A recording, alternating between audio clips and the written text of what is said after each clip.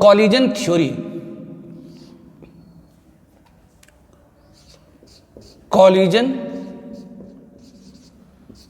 theory of rate of reaction, of rate of reaction, ये ऐसे को हम लोग कहते हैं Arrhenius theory,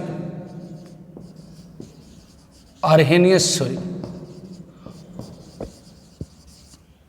of rate of reaction. तो collision theory of rate of reaction और Arrhenius theory of rate of reaction. तो बी कॉन्सिडर, हम लोग कॉन्सिडर करते एक रिएक्शन H2 प्लस I2। अगर हाइड्रोजन और आयोडीन को किसी कंटेनर में लें और रिएक्शन करें तो क्या देता है? तो HI। तो अगर यदि किसी कंटेनर के अंदर आपने हाइड्रोजन और आयोडीन ली है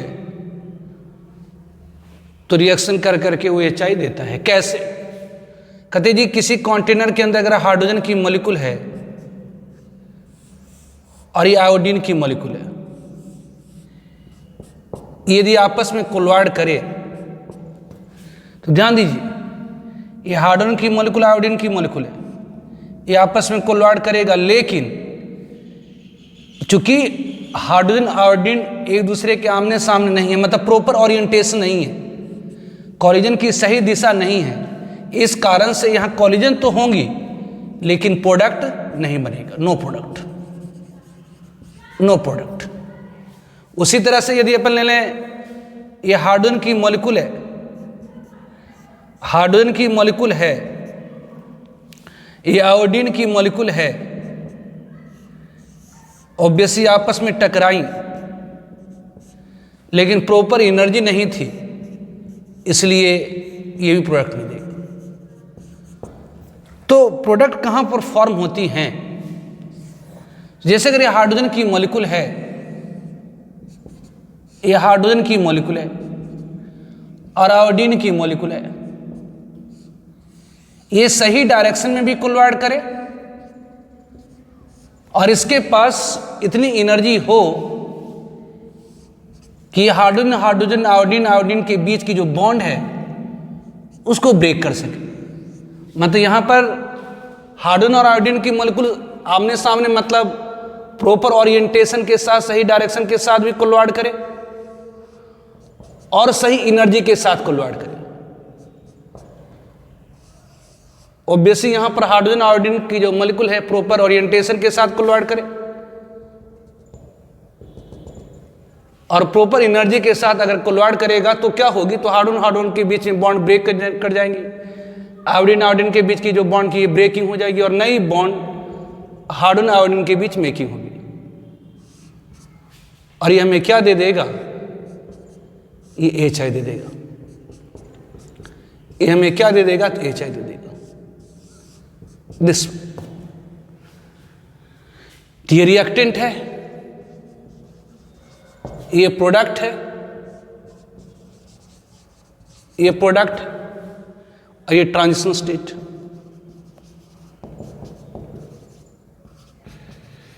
तो according to collision theory, collision theory के अनुसार chemical reaction take place due to collision among reactant molecules. Collision theory के अनुसार किसी भी केमिकल रिएक्शन में रिएक्टेंट प्रोडक्ट में कन्वर्ट होता है, लेकिन कैसे? तो रिएक्टेंट की मॉलिक्यूल आपस में कोलॉइड करती हैं, उसके कॉलिजन के कारण बॉन्ड की ब्रेकिंग और मेकिंग होती है और प्रोडक्ट फॉर्म हो जाता है।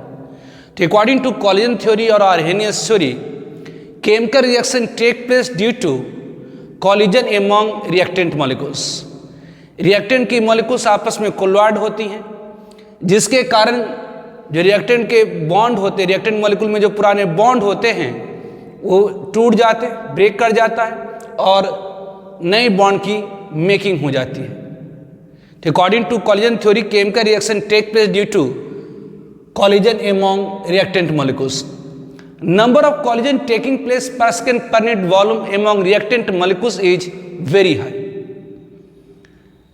रिएक्टेंट मॉलिक्यूल्स के बीच में होने वाली जो कॉलिजन की संख्या होती है पर सेकेंड पर यूनिट वॉल्यूम बहुत ज़्यादा होती है, approximately 10 to the power 25 to 10 to the power 28 collisions per second per unit volume in case of binary molecule।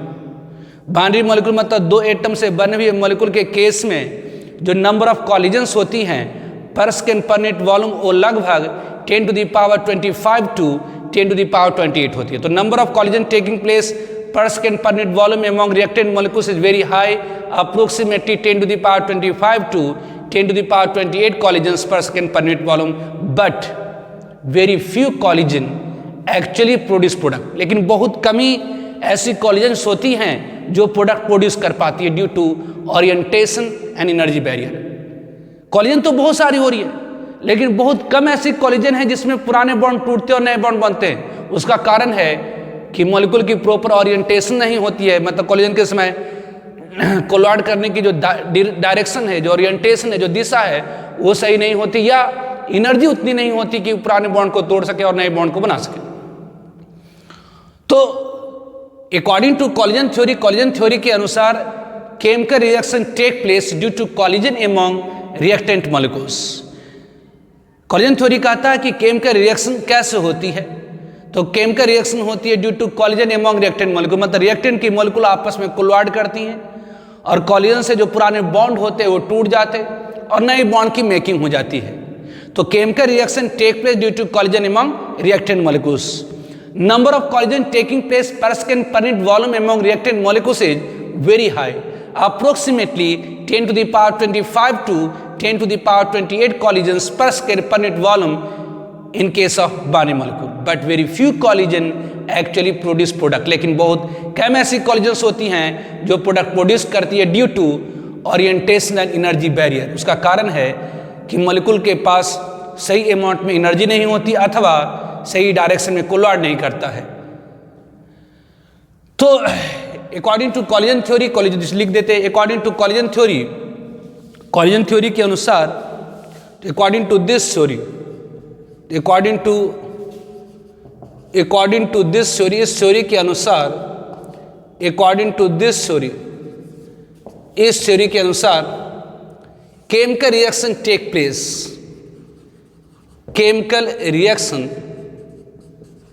Take place, chemical reaction होती है take place due to, chemical reaction take place due to collision among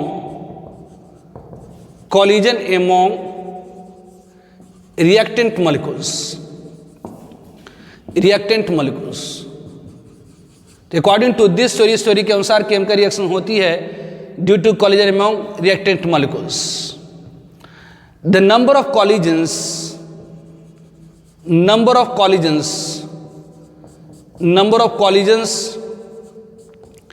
taking place per second per unit volume is very high, approx 10 to the power 25 to 10 to the power 28 collisions per second per unit volume,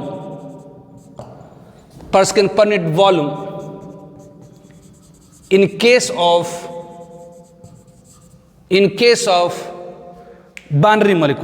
of binary molecule, तो collision theory के अनुसार chemical reaction होती है due to collision among reactant molecules. Number of collisions taking place per second per unit volume among reactant molecules is very high, approximately 10 to the power 25 to 10 to the power 28 collision per second per unit volume in case of binary molecule,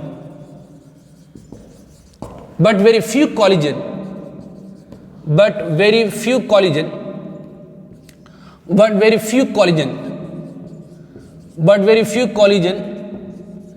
actually produce product,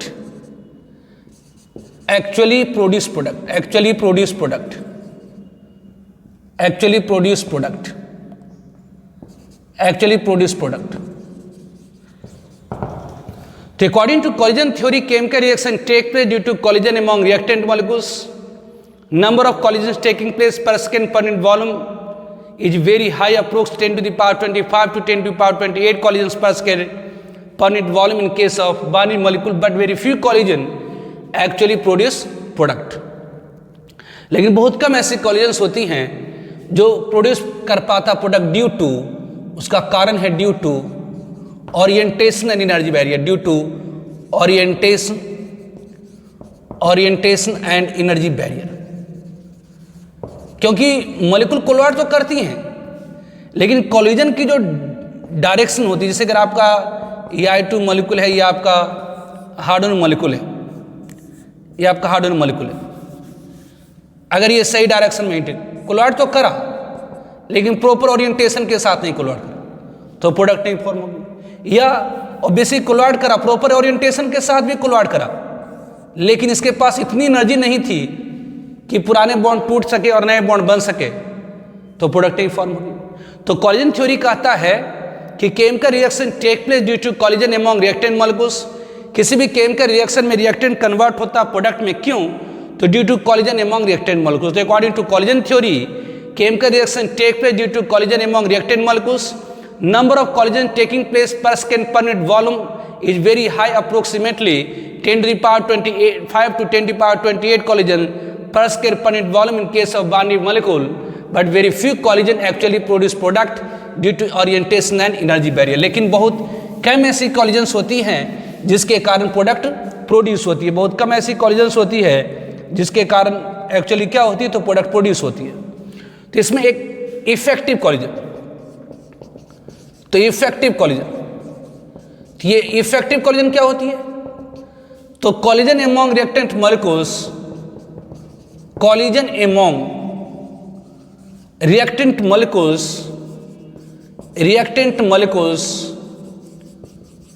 which produce product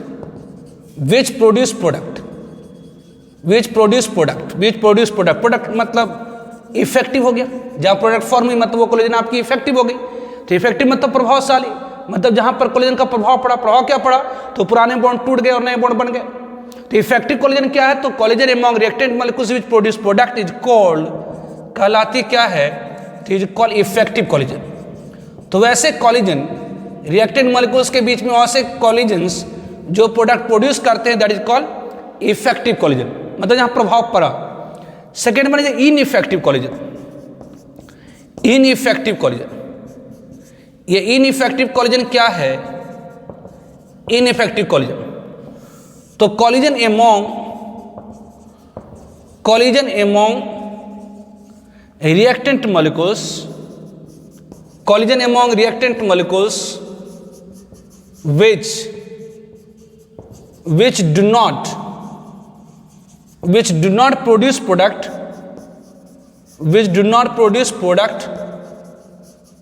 is called ineffective collision, is called ineffective collision।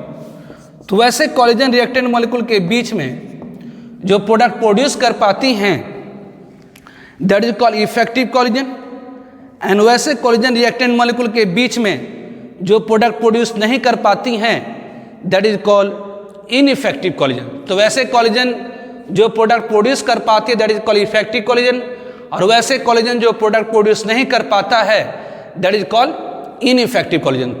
तो according to collision theory for rate of reaction, collision theory के अनुसार कोई भी chemical reaction होती है due to collision among reactant molecules, collision theory कहता है कि जो केमिकल रिएक्शन होती है जिसमें रिएक्टेंट कन्वर्ट होकर प्रोडक्ट में जाता वो किसके कारण?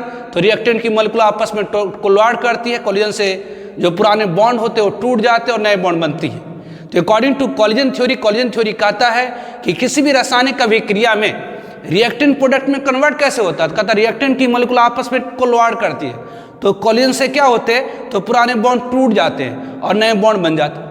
तो जो नंबर ऑफ कॉलिजन होती है पर second per unit volume among reactant molecules वो बहुत ज़्यादा होती है, लगभग कहा जाता है 10 to the power 25 to 10 to the power 28 collision per second per unit volume in case of binary molecule, but very few collision actually produce product due to orientation and energy barrier. लेकिन बहुत कम ऐसी collision है जो product produce कर पाती है due to orientation and energy barrier. तो effective collision and ineffective collision, तो वह कोलिजन रिएक्टेंट मॉलिक्यूल के बीच में जो प्रोडक्ट प्रोड्यूस करता है that is called effective collision, और वह कोलिजन जो प्रोडक्ट प्रोड्यूस नहीं कर पाता उसे हम क्या कहते हैं, तो इनइफेक्टिव कोलिजन कहते हैं। ठीक है, now activation energy, now activation energy.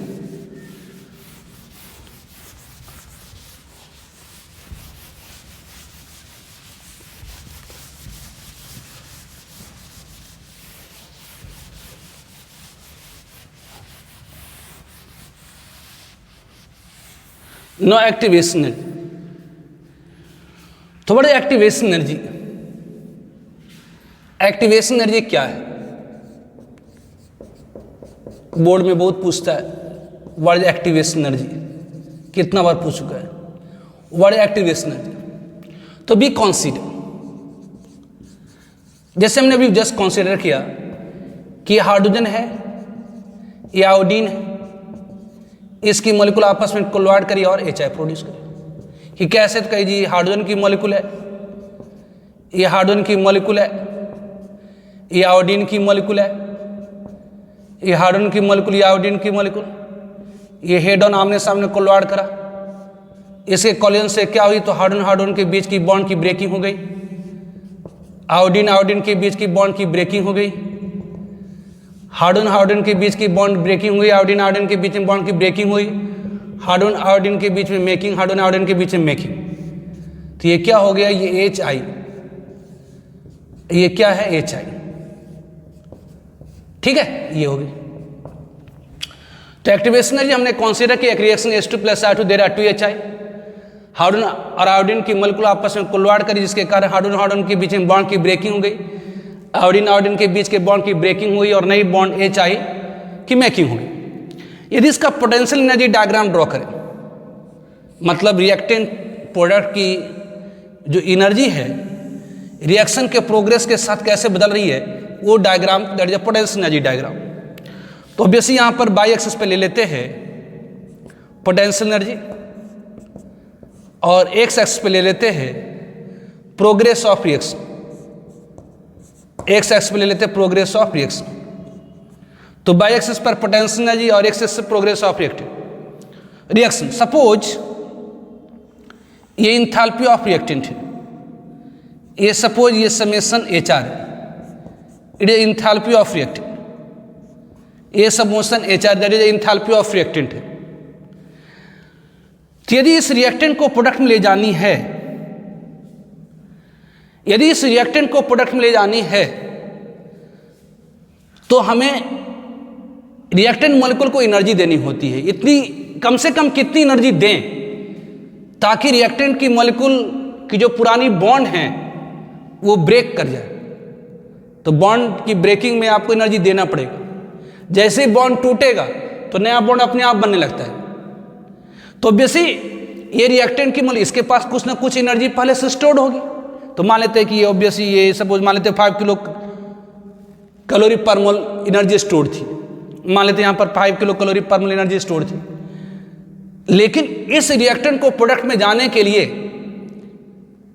यदि इस रिएक्टेंट को प्रोडक्ट में जाने के लिए 8 किलो कैलोरी पर मोल कम से कम एनर्जी चाहिए, तो आपको क्या करना होगा, तो सब एडिशनल अमाउंट ऑफ एनर्जी देनी होगी। मतलब कम से कम कितनी एनर्जी दें ताकि ये जो रिएक्टेंट की मॉलिक्यूल है वो आपस में कोलवाइड करे और बॉन्ड को तोड़े। कोलिजन तो होती रहेंगी, कोलिजन होती रहेंगी, लेकिन कम से कम कितना एनर्जी रिएक्टेंट मॉलिक्यूल को हम दें ताकि ये जो कोलिजन हो तो उस कोलिजन में बॉन्ड टूट जाए। अभी तक कोलिजन जो हो रही थी उसमें बॉन्ड नहीं टूट रही थी।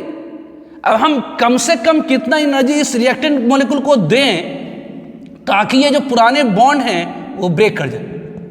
तो इस एडिशनल अमाउंट ऑफ एनर्जी को हम लोग कहते हैं एक्टिवेशन एनर्जी। जैसे ही बॉन्ड टूटेगा तो बॉन्ड को तोड़ने के लिए आपको एनर्जी सप्लाई करना पड़ा, लेकिन जैसे ही बॉन्ड टूटेगा तो टूटने के बाद फिर से रिकॉम्बिनेशन होगी, मतलब नई तरह की बॉन्ड बननी शुरू होगी। तो जब भी बॉन्ड की फॉर्मेशन होगी तो बॉन्ड डिसोसिएशन एंडोथर्मिक होती है, मतलब बॉन्ड को तोड़ने में आपको एनर्जी लगा, बॉन्ड को तोड़ने में इस एडिशनल अमाउंट ऑफ एनर्जी लगा।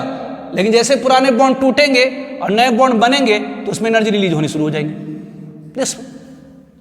एनर्जी रिलीज होनी शुरू हो जाएंगी। तो ये एक्टिवेशन एनर्जी होगी। अब एनर्जी रिलीज होगी जहां पर बॉन्ड बन जाएगा। ये अगर सपोज प्रोडक्ट बन गया, यहां पर आपका ये रिएक्टेंट थी, ये आपकी रिएक्टेंट थी और ये आपकी क्या फॉर्म होगी, तो प्रोडक्ट फॉर्म होगी।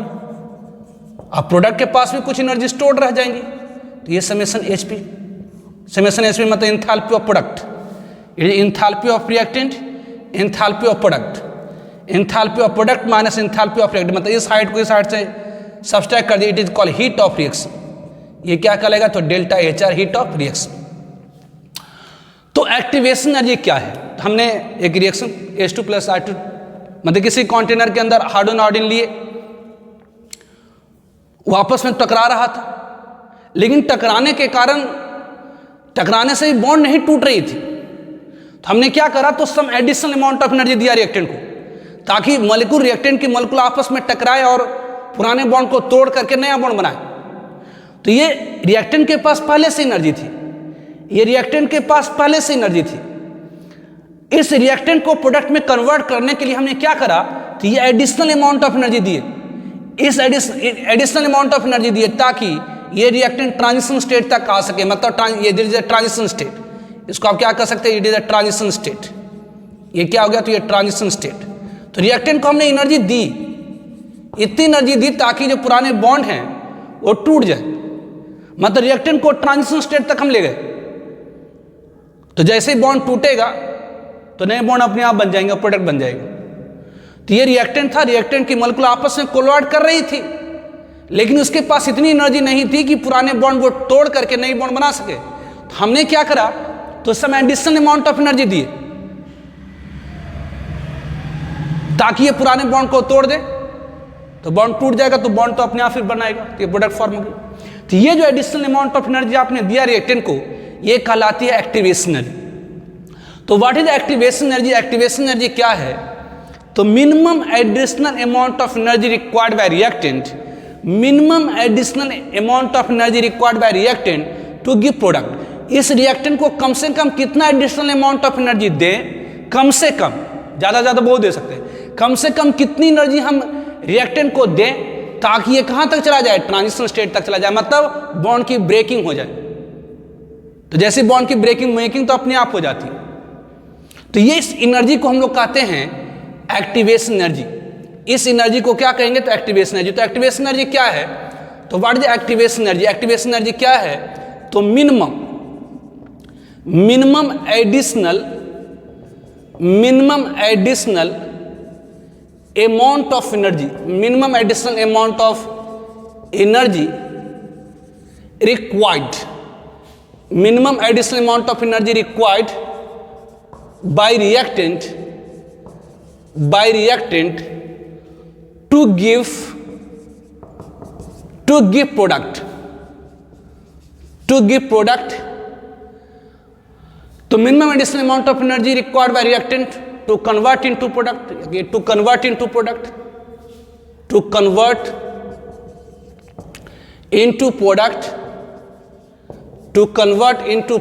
is called activation energy. तो एक्टिवेशन मतलब एक्टिवेट कर देना, एक्टिवेट मतलब इतनी एनर्जी देना है ताकि रिएक्टेंट के जो पुराने बॉन्ड हैं वो टूट जाए, और जब पुराना बॉन्ड टूट जाएगा तो नया बॉन्ड तो अपने आप बन जाता है।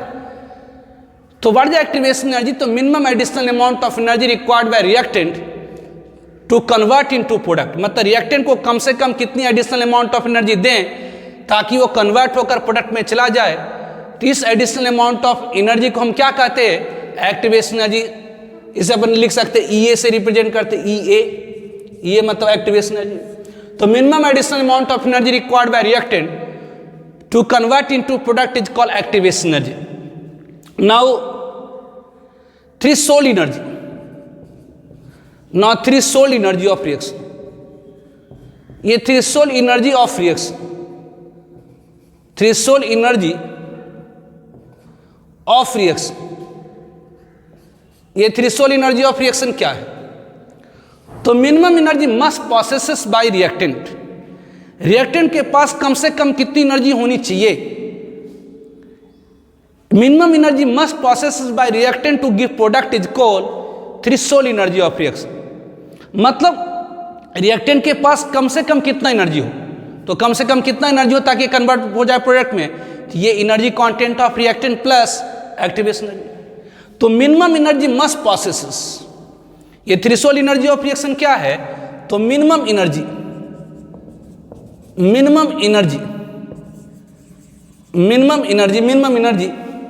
Must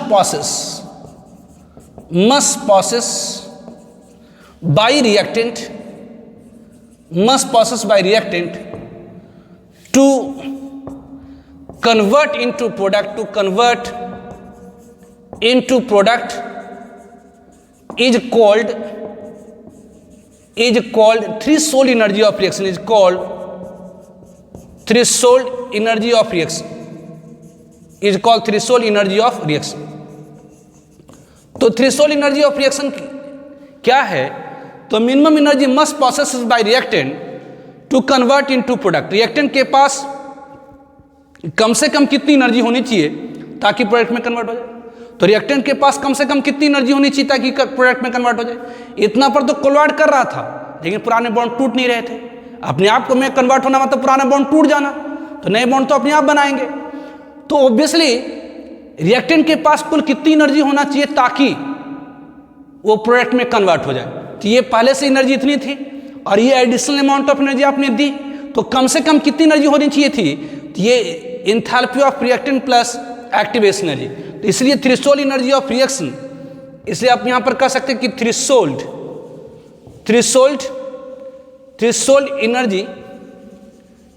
energy of reaction is equal to क्या होगी, तो summation HR enthalpy of reactant plus E activation energy. तो threshold energy of reaction is equal to क्या होगी, तो enthalpy of reactant plus activation energy. Threshold energy of reaction is equal to क्या होगी, तो enthalpy of reactant plus activation energy. ठीक है। Now potential energy diagram for endothermic and exothermic reaction. Now potential energy diagram for endothermic and exothermic reaction. Now potential energy diagram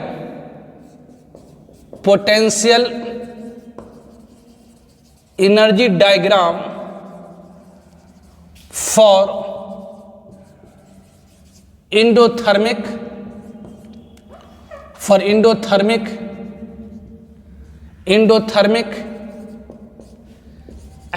exothermic reaction, endothermic and exothermic reaction. तो potential energy diagram for endothermic and exothermic reaction. तो potential energy diagram for endothermic and exothermic reaction. तो first one is the endothermic reaction. Endothermic reaction क्या होती है, endothermic को हिंदी में कहते हैं उष्माशोषी अभिक्रिया। एंडोथर्मिक को हिंदी में कहते हैं उष्माशोषी अभिक्रिया, मतलब एक ऐसी केमिकल रिएक्शन जिसमें हीट एब्जॉर्ब होती है during reaction is called endothermic reaction. Endothermic reaction क्या है, तो केमिकल रिएक्शन। एंडोथर्मिक रिएक्शन क्या है, तो केमिकल रिएक्शन इन विच, ऐसी केमिकल रिएक्शन जिसमें in which heat absorbed in reaction during reaction is called, कहलाता है, is called endothermic reaction, is called endothermic reaction, is called endothermic reaction. That is for endothermic reaction, that is for endothermic reaction। Endothermic reaction के लिए क्या होंगी, तो summation HP enthalpy of product greater हो जाएंगी किससे, समेशन HR से, enthalpy of reactant से।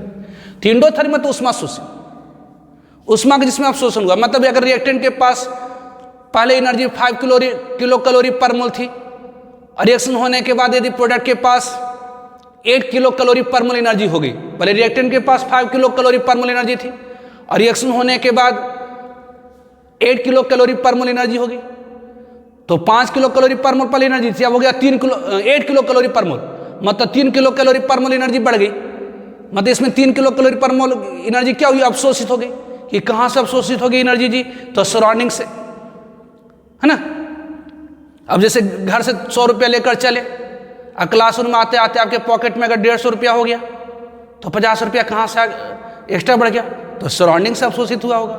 उसी तरह से अगर रिएक्टेंट के पास 5 किलो कैलोरी पर मोल एनर्जी थी और रिएक्शन होने के बाद अगर प्रोडक्ट के पास 8 किलो कैलोरी हो गई, मतलब इस रिएक्शन में क्या हुई, तो हीट एब्जॉर्ब हुई।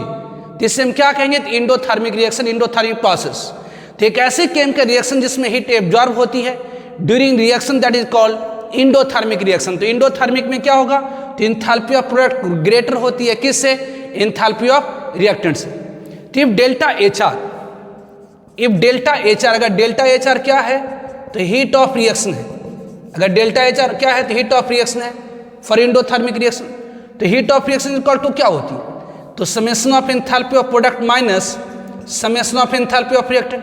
तो इंडोथर्मिक में एंथैल्पी ऑफ प्रोडक्ट क्या होती है, तो ज़्यादा होती है एंथैल्पी ऑफ रिएक्टेंट से। जैसे अगर ये 8 किलो कैलोरी पर मोल है, ये 5 किलो कैलोरी पर मोल है, तो 8 में से 5 को घटाएंगे मतलब पॉजिटिव। तो ध्यान रखेंगे इंडोथर्मिक रिएक्शन के लिए जो हीट ऑफ रिएक्शन होती है वो पॉजिटिव होती है। तो potential energy diagram for endothermic and exothermic reaction. Endothermic किसे कहते हैं, तो एक ऐसी केमिकल रिएक्शन जिसमें हीट एब्जॉर्ब होती है during reaction. Chemical reaction in which heat absorb during reaction is called endothermic reaction. Endothermic reaction में जो एंथैल्पी ऑफ प्रोडक्ट होती है ज़्यादा होती है एंथैल्पी ऑफ रिएक्टेंट से।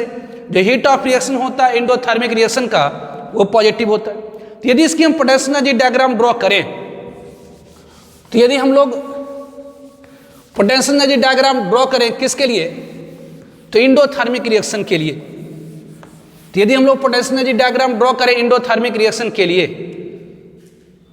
तो जब भी पोटेंशियल एनर्जी डायग्राम ड्रॉ करने के लिए कहा जाएगा तो आप क्या करेंगे, कहिए जी एक्स एक्सिस लेंगे और बाई एक्सिस लेंगे। बाई एक्सिस पे लेंगे पोटेंशियल एनर्जी और एक्स एक्सिस पे लेंगे प्रोग्रेस ऑफ रिएक्शन, प्योर मतलब प्रोग्रेस ऑफ रिएक्शन। तो अगर आपने कोई रिएक्टर ले रखी है, यदि आपने कोई रिएक्टर ले रखी है, यदि आपने कोई रिएक्टर ले रखी तो उसके पास पहले से कुछ ना कुछ अमाउंट ऑफ हीट रहेंगी, that is summation H R, मतलब it is enthalpy of reactant, मतलब रिएक्टेंट के पास पहले से कुछ एनर्जी है। अब इस रिएक्टेंट को अगर प्रोडक्ट में ले जानी है, अगर इस रिएक्टेंट को प्रोडक्ट में ले जानी है तो some additional amount of heat लगेगी। तो ये some additional amount of heat को हम लोग क्या कहते हैं, तो एक्टिवेशन एनर्जी। तो minimum additional amount of energy required by reactant to convert into product is called activation energy. Reactant को कम से कम कितना एडिशनल अमाउंट ऑफ एनर्जी दें ताकि ये कन्वर्ट होकर प्रोडक्ट में चला जाए, it is called activation energy. मतलब इस रिएक्टेंट को कम से कम कितना एडिशनल अमाउंट ऑफ एनर्जी दें ताकि जो पुराने बॉन्ड है वो क्या हो, तो टूट जाए। जब पुराने बॉन्ड टूट जाएंगे तो नए बॉन्ड तो अपने आप बनाएंगे, तो बनता जाएगा कहीं पर जाकर अटक जाएगा दिस पर।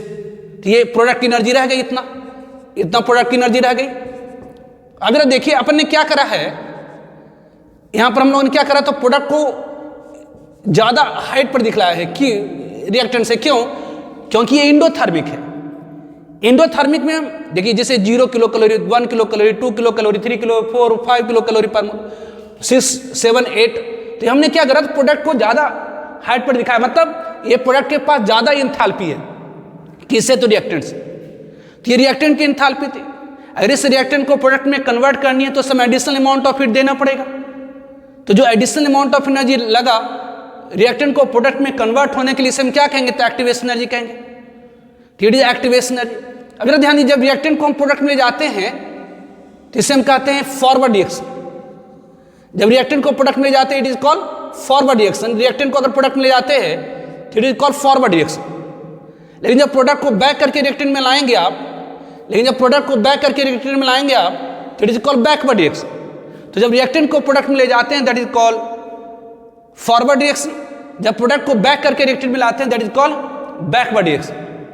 तो अगर रिएक्टेंट को प्रोडक्ट में ले जाना चाह रहे तो इसमें जो एडिशनल अमाउंट ऑफ एनर्जी लगी इसे हम कहते हैं ईएएफ। इसे क्या कहें, ईएएफ। ईएएफ मतलब activation energy for forward reaction. जबकि आप उल्टा भी कर सकते हैं कि प्रोडक्ट को बैक करके रिएक्टर में लाएं, तो प्रोडक्ट को बैक करके रिएक्टर में लाएंगे तो इतना एनर्जी आपको बैकवर्ड में डालना पड़ेगा, मतलब पुराने बॉन्ड को तोड़ने पड़ेंगे तो ये नए बॉन्ड अपने आप बनाएंगे।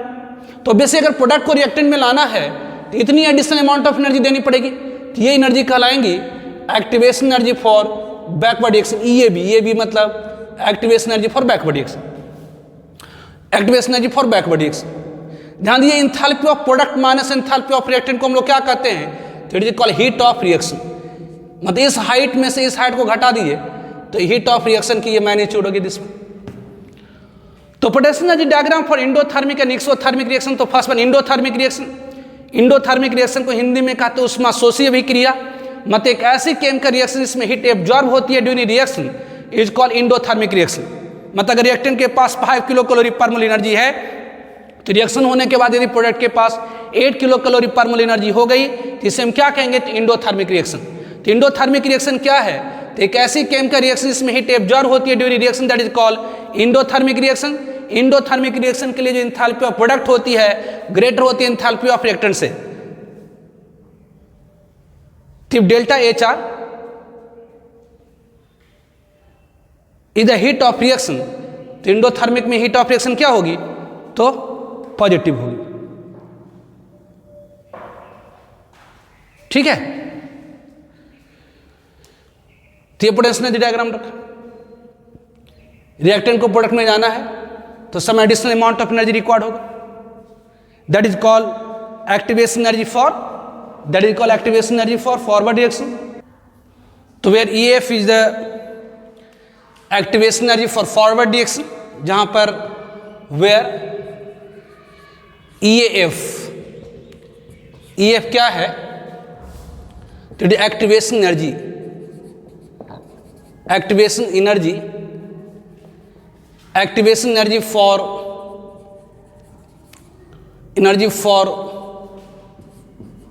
Forward reaction.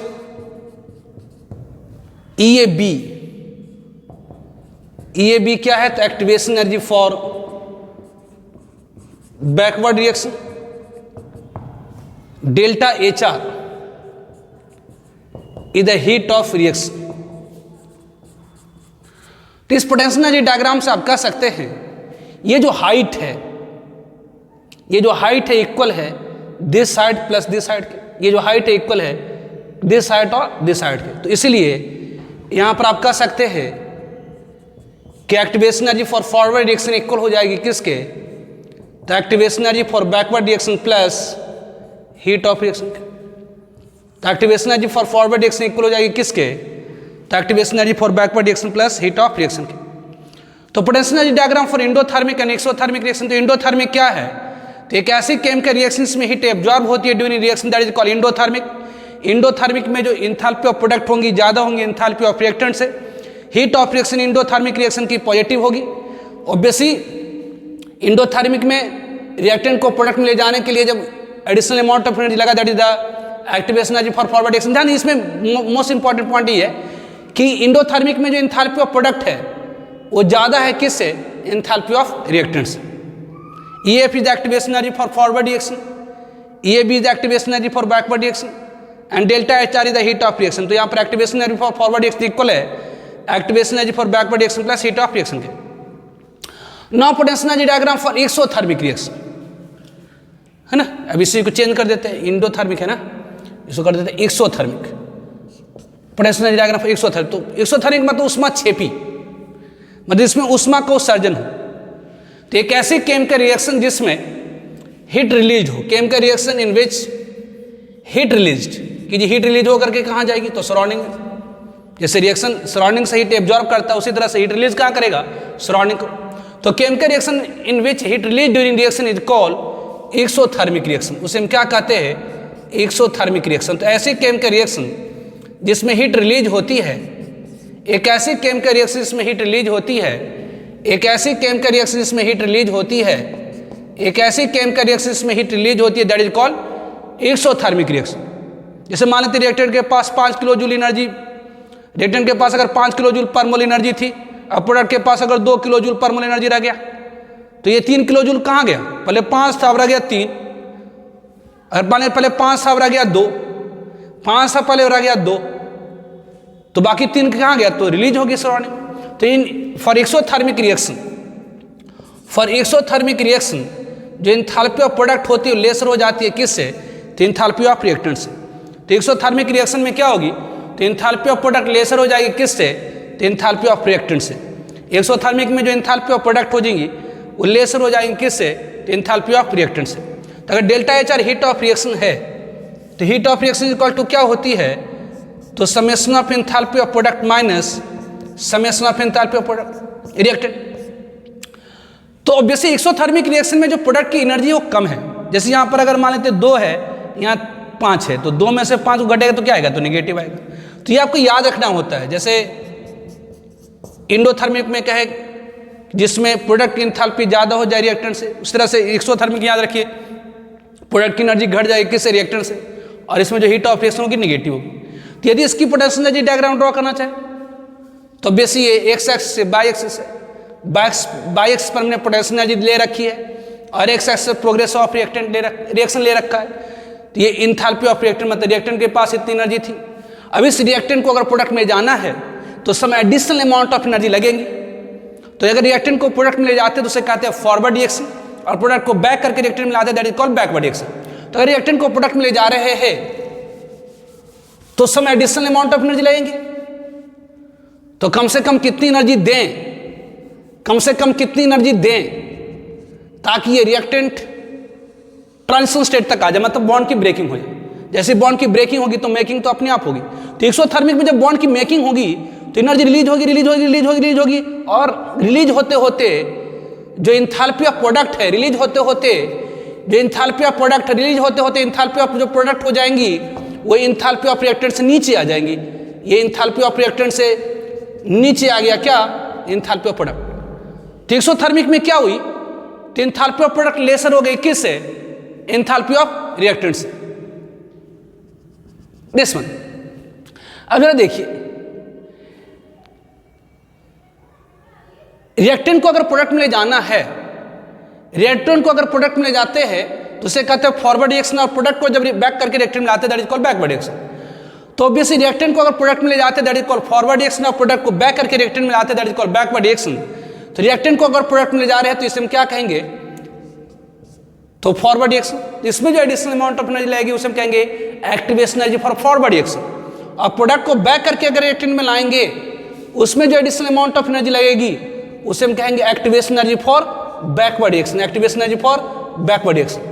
अब जरा देखिए enthalpy of product minus enthalpy of reactant को अगर सब्सट्रैक्ट करेंगे तो क्या लगा, हीट ऑफ रिएक्शन। तो जरा देखिए इस हाइट में से इस हाइट को अगर हटाएंगे तो निगेटिव आ जा रहा, तो इसको पॉजिटिव कराने के लिए क्या करिए, इसका मॉड ले लेते हैं, ठीक है। ये आपका हीट ऑफ रिएक्शन हुआ। हाइट को दिखलाने के लिए इसको क्या करते हैं, मॉड मतलब पॉजिटिव वैल्यू ले लेते हैं। तो ऑब्वियसली रिएक्टेंट को प्रोडक्ट में जाने के लिए some additional amount of energy लगती है, that is called activation energy। तो यदि रिएक्टेंट को प्रोडक्ट में ले जा रहे हैं उसमें some additional amount of energy लग रही है उसे हम कहेंगे activation energy for forward reaction. अगर हम प्रोडक्ट को बैक करके रिएक्टेंट में लाए तभी some additional amount of energy लगेगी, that is called activation energy for backward reaction. तो इस डायग्राम से आप देख रहे हैं चूंकि ये रिएक्शन एक्सोथर्मिक है, एक्सोथर्मिक मतलब ऑब्वियसली रिएक्शन होते होते होते होते होते ऑब्वियसली यहाँ पर रिएक्टेंट को ट्रांजिशन स्टेट तक ले गए, मतलब बॉन्ड की ब्रेकिंग करा दिए। जब मेकिंग होने लगा तो एनर्जी रिलीज करने लगा रिलीज करने लगा रिलीज करने लगा रिलीज करने लगा, रिलीज करते करते इतना कर दिया कि जो प्रोडक्ट की एनर्जी है वो रिएक्टेंट से क्या हो गई, तो घट गई। जो प्रोडक्ट की एनर्जी है रिएक्टेंट से घट गई। तो इस डायग्राम में आप देख सकते हैं EF is activation energy for forward reaction, EB is activation energy for backward reaction, delta HR is heat of reaction या मैग्नीट्यूड करता है हीट ऑफ रिएक्शन। तो इसमें आप क्या कर सकते हैं, अब जरा देखिए उल्टा हो जाएगा आपका। यहाँ activation energy for backward reaction क्या हो गई, अब activation energy for backward reaction equal to क्या हो गई, मतलब ये जो हाइट है यहाँ से ये जो हाइट है, ये जो हाइट है इक्वल हो गई किसके, तो this height plus this height के। मतलब activation energy for backward reaction equal to क्या हो गई, तो activation energy for forward reaction plus magnitude of heat of reaction. तो ये potential energy diagram for endothermic and exothermic reaction. तो आज इतना ही रहने देते। अब नेक्स्ट वीडियो में हम लोग टेम्परेचर कोफिशिएंट और आर्हेनियस इक्वेशन करेंगे, दैट इज वेरी इंपॉर्टेंट, ठीक है। उसके बाद कैटलिस्ट के बारे में थोड़ा बताएंगे। 2 वीडियो और लगेगा, ये चैप्टर फिनिश हो जाएगा, फिर न्यूमेरिकल्स कुछ करेंगे। ठीक है, तो आज रहने देते हैं। Okay, bye.